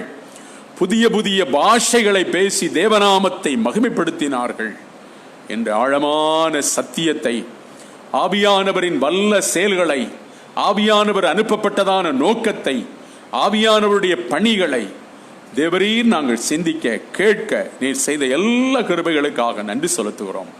ஆம் ஆண்டவரே, ஒவ்வொரு வகை வகையான சோர்வுகளிலே, மன தளர்வுகளிலே தைரியத்தை இழந்து, நம்பிக்கை இழந்து, நம்மை ஆதரிப்பதற்கு, நமக்கு ஆதரவு செய்வதற்கு யார் இருக்கிறார் என்கின்ற அந்த நிலையில் இருக்கிற ஒவ்வொரு சமயத்திலும் நீர் ஆவியானவரை அனுப்பி, பரிசுத்தாவியானவரை அனுப்பி, வசனத்தை அனுப்பி எங்களை தைரியப்படுத்தி, எங்களை உற்சாகப்படுத்தி, எங்களை ஊக்கப்படுத்துகிற எல்லா கிருபைகளுக்காக உள்ளத்தின் ஆழத்திலிருந்து நன்றி செலுத்துகிறோம். கர்த்தாவே, அருமையான இந்த நாளை ஆண்டவர் எங்களுக்கு தந்து நாமத்தை மகிமைப்படுத்த எங்களை பலப்படுத்தினீரே, பயன்படுத்தினீரே. எல்லாவற்றுக்காக நன்றி செலுத்துகிறோம். உலகின் பல்வேறு நிலைகளிலிருந்து உள்ளூரிலும் வெளியூரிலும் வெளிமாநிலங்களிலும் வெளிநாடுகளிலும் கூட இருந்து கொண்டு முகநூல் வாயிலாக நடைபெறுகிற இந்த பரிசுத்த ஆராதனையிலே பங்கெடுத்திருக்கிற எல்லா தரப்பு மக்களுக்காக நாங்கள் ஜெபிக்கிறோம். அருமையான எங்களுடைய திருச்சபையினுடைய வயோதிப பெற்றோர்களுக்காக, தாய்மார்களுக்காக, தகப்பன்மார்களுக்காக, விதவையர்களுக்காக, குறிப்பாக மனைவியை இழந்து தவிக்கிற கணவர்களுக்காக, எல்லாருக்காக நாங்கள் ஜெபிக்கிறோம். கடவுள் விசேஷமாய் அவர்களை பாதுகாத்து ஆறுதல் படுத்தி தைரியப்படுத்த வேண்டுமாய் கெஞ்சு மன்றாடுகிறோம். கர்த்தாவே, எங்களுடைய ஆலயத்துக்கு கடவுள் கிருபையாக தந்திருக்கிற திருச்சபையினுடைய நிர்வாக பொறுப்பாளர்கள் யாவரோடும், ஆண்டவரே, ஆவியானவரே, கிளை ஊழிய சங்கங்கள் யாவரோடும், இந்த ஆலயத்துக்கு பணிவிடை செய்கிற அனைத்து பணியாளர்களோடும் கர்த்தருடைய கிருபையும் சமாதானமும் நிறைந்திருப்பதாக தோப்பனை. கணவர்களையும் மனைவியர்களையும் கண்ணோக்கியருடும், அவர்களை நிறைவாக ஆசீர்வதித்தருடும். வாலிபர்களையும் இளைஞர்களையும் இளைஞர்களையும் கர்த்தர் கண்ணோக்கி பார்த்தருடும். சோர்ந்து போகாதபடி தைரியத்தோடு, ஆண்டவரே, ஆவியானவரை, நம்பிக்கையோடு நாட்களையும் காலங்களையும் உம்முடைய கரத்திலே ஒப்பு கொடுத்து ஜெபித்து வாழ ஆண்டவர் பிள்ளைகளை ஆசீர்வதிக்க வேண்டும் என்று நாங்கள் ஜெபிக்கிறோம். கர்த்தாவே, கல்லூரிகளிலும் பள்ளிகளிலும் தொழிற்கல்லூரிலுமாக உள்ளூரிலும் வெளியூரிலும் வெளிநாடுகளிலும் இருந்து படித்துக் கொண்டிருக்கிற எல்லா பிள்ளைகளுக்காக நாங்கள் ஜெபிக்கிறோம். அவர்களையும் விசேஷமாய் கண்ணோக்கி அருளும், ஆசீர்வதித்தருளும். விசேஷமாக வாலிப நாட்களிலே தங்களை முழுமையாக அர்ப்பணித்து பெற்றோருக்கும் குடும்பங்களுக்கும் அழகிய கிரீடங்களாக பிள்ளைகள் விளங்கிட கர்த்தர் உதவி செய்ய வேண்டும் என்று கெஞ்சுகிறோம். எந்த வகையான கெட்ட பழக்க வழக்கங்களுக்கும் போதை வஸ்துகளுக்கும் அவர்கள் அடிமையாகி விடாதபடி, குறிப்பாக இந்த நாட்களிலே ஆண்டவரே அடிமைகளாகி விடாதபடி அவர்களை பாதுகாத்தருளும். அருமையான சிறுவர் சிறுமியர்களுக்காக, பச்சுளம் குழந்தைகளுக்காக நாங்கள் வேண்டிக் கொள்கிறோம். அவர்களையும் ஆசீர்வதியும். கர்ப்பிணி பெண்களுக்காக வேண்டிக் கொள்கிறோம். கர்த்தாவே, அவர்களை விசேஷமாய் பாதுகாத்தருளும் தகப்பனே. ஆம் ஆண்டவரே, ஆவியானவர் பாதுகாத்தருள வேண்டும் என்று அன்போடு நாங்கள் கெஞ்சி மன்றாடி கேட்கிறோம். கர்த்தாவே, இந்த அருமையான நாட்களிலே, ஊரடங்கு பிறப்பிக்கப்பட்டிருக்கிற இந்த காலங்களிலே வருமானத்தை இழந்து, வேலையை இழந்து, போதிய அளவுக்கு குடும்பத்தை நடத்த முடியாத நிலையிலே கஷ்டப்படுகிற மக்களுக்காக நாங்கள் ஜெபிக்கிறோம். கடவுள் இறங்கி அவர்களுக்கும் ஆறுதல் செய்வீராக. வாழ்வதற்கு வழிகாட்ட வேண்டும் என்று உம்முடைய பாதம் பணிந்து அன்போடு நாங்கள் மன்றாடுகிறோம். கர்த்தாவே, எல்லா வகையான நன்மைகளையும் கிருபைகளையும் தந்து ஆண்டவரே திருச்சபையும் திருச்சபையின் குடும்பங்களையும் கடவுள் நிறைவாக ஆசீர்வதிப்பீராக. தேசத்தையும் தேசத்தின் தலைவர்களையும் கர்த்தர் ஆசீர்வதிப்பீராக. இந்த நாட்களிலே கர்த்தாவே, கொரோனா நோயினுடைய தாக்கத்து நிமித்தமாக அநேக ஊழியக்காரர்கள் மரணமடைந்து கொண்டிருக்கிறார்கள். ஊழியக்காரிகள் மரணமடைந்து கொண்டிருக்கிறார்கள். சுவாமி, ILC திருச்சபையிலும் ஆண்டவரே, ஆவியானவரே, போதகர்கள் மரணமடைந்திருக்கிறார்கள். கர்த்தாவே, இப்படிப்பட்ட குடும்பங்களை கர்த்தர் கண்ணோக்கி பார்த்து அவர்களுக்கு ஆறுதலையும் சமாதானத்தையும் தந்து ஆண்டவரே அவர்களுக்கு வாழ்வதற்கான வழிகாட்டியாகவும் இருந்து கர்த்தர் கிருபை செய்ய வேண்டும் என்று உம்முடைய பாதம் பணிந்து மன்றாடி கேட்கிறோம். தோப்பனே, திருச்சபைகளையும் குடும்பங்களையும் நிறைவாக ஆசீர்வதியும். ஒன்றுபட்ட மனதோடு ஆண்டவரை வேறுபாடுகளை களைந்து நாங்கள் உமக்குள்ளாக ஒருமனப்பட்டு ஜீவிக்க கர்த்தர் கிருபை செய்யும். இந்த ஆராதனையில் இவ்வளவாக கடவுள் எங்களுக்கு பாராட்டுகிற எல்லா கிருபைகளுக்காக ஸ்தோத்திரம். தொடர்ந்து கர்த்தர் எங்களை ஆசீர்வதிக்க வேண்டும் என்று எங்களுக்காக சிலுவையிலே மரித்து உயிர்த்த கடவுள் இயேசு கிறிஸ்துவின் நாமத்திலே தாழ்மையோடு ஜெபிக்கிறோம். ஜெபம் கேளும் எங்கள் நல்ல பிதாவே, ஆமீன். பரமண்டலங்கள் இருக்கிற எங்கள் பிதாவே, உம்முடைய நாமம் பரிசுத்தப்படுவதாக, உம்முடைய ராஜ்யம் வருவதாக, உம்முடைய சித்தம் பரமண்டலத்திலே செய்யப்படும் போல பூமியிலையும் செய்யப்படுவதாக. அன்று வேண்டிய ஆகாரத்தை எங்களுக்கு தாரும். எங்கள் கடனாளிகளுக்கு நாங்கள் மன்னிக்கிறது போல எங்கள் பாவக்கடங்களை மன்னியும். எங்களை சோதனைக்கு பட பண்ணாமல் தீமை ரட்சித்து தருளும். ராஜ்யமும் வல்லமையும் மகிமையும் என்னென்றைக்கும் உடையவைகளே, ஆமீன். தொடர்ந்து 274வது கீர்த்தனையை பாடுவோம். முதல் 2 கவிகளை மட்டும் பாடுவோம். சுத்தபரன் சுத்த ஆவியே நின் மாமகிமை சொல்லபரம் எனக்கு இவையே என்கின்றதான பாடலிலே முதல் 2 கவிகளை பாடுவோம். 274.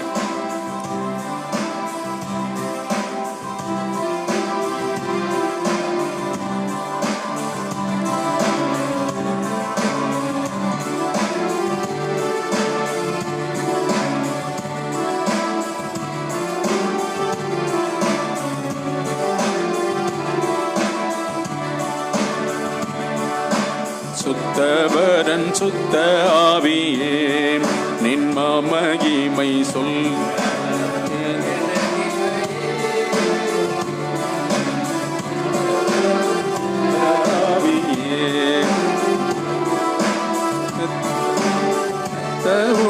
சுத்தன் நானே மேவீனேனின் பாதம் தானே மெத்தவும் சுத்தனானே மேவீனேனின் பாதம் தான் உத்தமனம் கெஞ்சிவேனே உன்னை எல்லால் அடிவேன் சுத்தவரன் சுத்த ஆவியே நின் மகிமை சொல்ல வரும் எனக்கு இவையே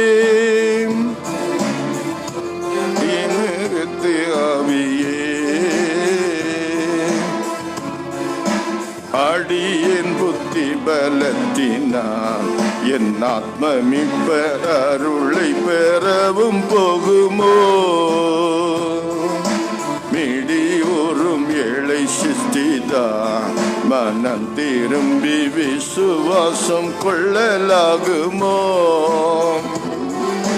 கடினம் என் மனம் கல்லு கத்தவோர் வார்த்தை சொல்லு கடினம் என் மனம் கல் கத்தவோர் வார்த்தை சொல்லு திட ஜீவன் வரம் கொல்லு செவடி நீ சேர்த்து கொள்ளு சுத்தபரன் சுத்த ஆவியே நின் மகிமை சொல்ல வரும் எனக்கு இவையே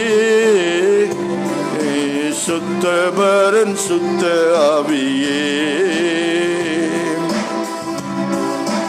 சுவிசேடத்தின் தொனியினால் என்னை அழைக்கும் சுகிந்தனை யான் அறிந்தேன்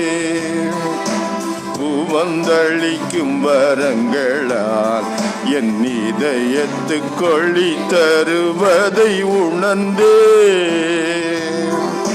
அவமாகமை விசுவாசம் அதனால் தூய்மை நன்னேசம் அவமாகமை விசுவாசம் அதனால் தூய்மை நன்னேசம் கவர்ந்துனை தொழும் பாசம் கனிந்தள்ளும் தாய் நல்லேசம் சுத்தபரன் சுத்த ஆவியே நின் மகிமை சொல்ல வரும் எனக்கு இவையே சுத்தபரன் சுத்த ஆவியே.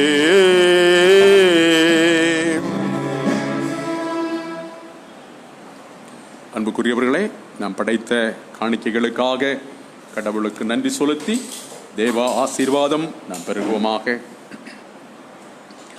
சர்வத்திற்கும் அல்ல கடவுளே, நாங்கள் உறுதியான விசுவாசத்தில் உமக்கு ஊழியம் செய்யவும் உம்முடைய நாமத்தை அறிக்கையிடுவதில் முடிவறிந்த நிலைத்திருக்கவும் உமது வார்த்தை கட்டப்பட்டிராமல் அதன் தன்மைக்கேற்றபடி தாராளமாய் கிறிஸ்துவனுடைய பரிசுத்த ஜனத்தின் மகிழ்ச்சிக்கும் வளர்ச்சிக்கும் பிரசங்கிக்கப்படும்படி உமது பரிசுத்த ஆவியானவரையும் பரத்திருந்து வருகிறதான ஞானத்தையும் ஆண்டவர் தம்முடைய திருச்சபைக்கு தந்திட வேண்டுமாய் உம்முடைய பாதம் பணிந்து மன்றாடுகிறோம். கர்த்தாவே, எங்களை நேசிக்கிறதான எங்கள் நல்ல தகப்பனே, அருமையான இந்த நாளை ஆண்டவர் எங்களுக்கு தந்து உம்முடைய ஆவியினாலே எங்களை நிரப்பி வசனத்தை கொண்டு எங்களோடு பேசின எல்லா கிருபைகளுக்காக நன்றி செலுத்துகிறோம்.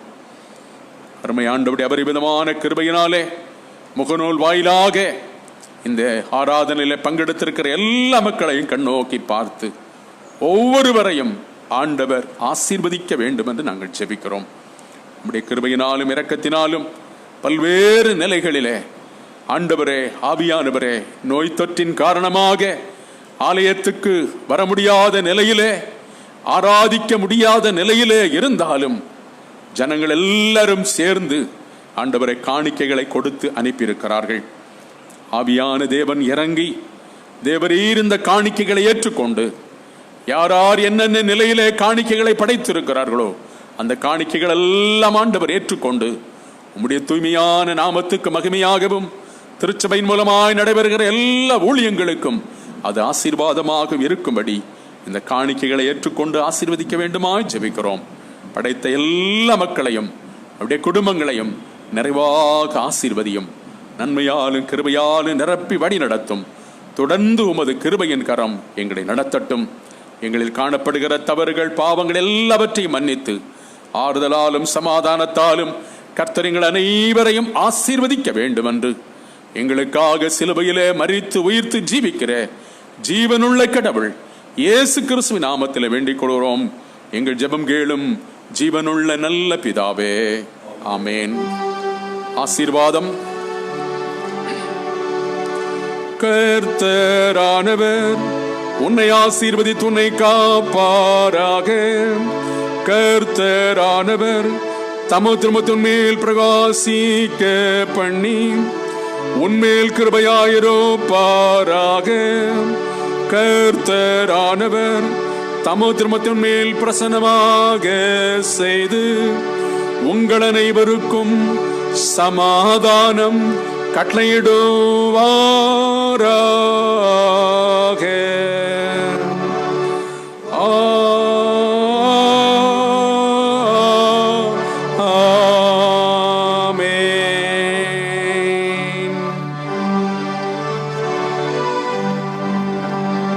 தேவ ஆசீர்வாதத்தோடு அடியாரை அனுப்பும் வார்த்தை என்னும் அப்பத்தால் போஷித்து வளர்ப்பேயும். இப்போதும் மை தேடி வந்து மனதார போற்றினோம். மோட்சலோகத்தில் கழித்து உம்மை வாழ்த்தி தொழுவோம். ஆமென். என் ஆத்துமாவே கர்த்தரை ஸ்தோத்தரி, என் முழு உள்ளமே ஒரு பரிசுத்த நாமத்தை ஸ்தோத்தரி. என் ஆத்துமாவே கர்த்தரை ஸ்தோத்தரி, அவர் செய்த சகல உபகாரங்களையும் மறவாதே. ஆமீன். சமாதானத்தின் கடவுள் உங்கள் அனைவரோடும் இருப்பாராக. ஆமீன். அன்புக்குரியவர்களே, முகநூல் வாயிலாக நடைபெற்ற இந்த ஆராதனையில் பங்கெடுத்த உங்கள் அனைவரையும் கர்த்தருடைய நாமத்தில் அன்போடு மீண்டும் வாழ்த்துகிறோம். கர்த்தர் உங்களையும் உங்கள் குடும்பங்களையும் நிறைவாக ஆசீர்வதிப்பாராக. இன்று தங்களுடைய வாழ்க்கையில் பிறந்த நாள் மற்றும் திருமண நாளை காண்கிற அன்பு மக்கள் யாவருக்கும் கர்த்தருடைய நாமத்தில் நல்வாழ்த்துக்களை தெரிவித்துக் கொள்கிறோம். கர்த்தர் உங்களை அதிகமாக ஆசீர்வதிப்பாராக. தொடர்ந்து ஜெபத்தோடு இந்த ஆராதனையில் பங்கெடுங்கள். கடவுள் உங்களை ஆசீர்வதித்து பாதுகாத்துக் கொள்ளுவாராக.